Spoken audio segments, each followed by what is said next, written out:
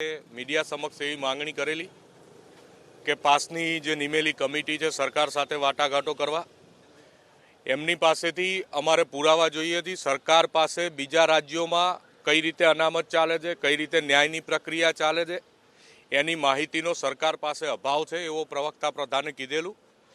સરકાર માહિતી મેળવવા કદાચ અસમર્થ હશે અમારા માનવા પ્રમાણે, જેના કારણે સરકારે અમારી પાસે માહિતી માગી છે.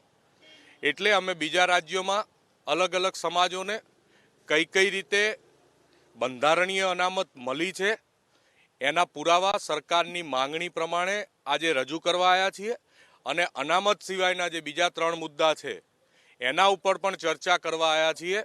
અને સરકારે આજે કીધેલું છે કે આજે તમામ પુરાવાઓ આપ્યા પછી સરકાર કદાચ આજની મિટિંગમાં શું થાય છે અમે જોઈએ છીએ.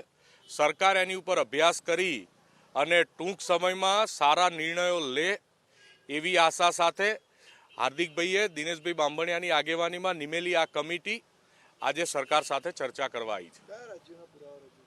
એમાં ભારતના અલગ અલગ રાજ્યો, રાજસ્થાન, પશ્ચિમ બંગાળ, મહારાષ્ટ્ર, ઝારખંડ, અલગ અલગ રાજ્યોના ઘણા બધા પુરાવા છે કે બંધારણીય રીતે કઈ રીતે કોઈ પણ જાતિને સરકારની જો ઈચ્છા શક્તિ હોય તો સરકાર કોઈ પણ જાતિને 24 કલાકની અંદર અનામતનો લાભ આપી શકે છે. અને સરકારને આજે પુરાવા જોયા પછી ખબર પડી જશે. અને સરકાર જે બાય ચાવણી દર વખતે જે કરે છે એ હવે પછી આ પુરાવા મળ્યા પછી કરી નહીં શકે. સરકારે સ્પષ્ટ સ્ટેન્ડ લેવું પડશે.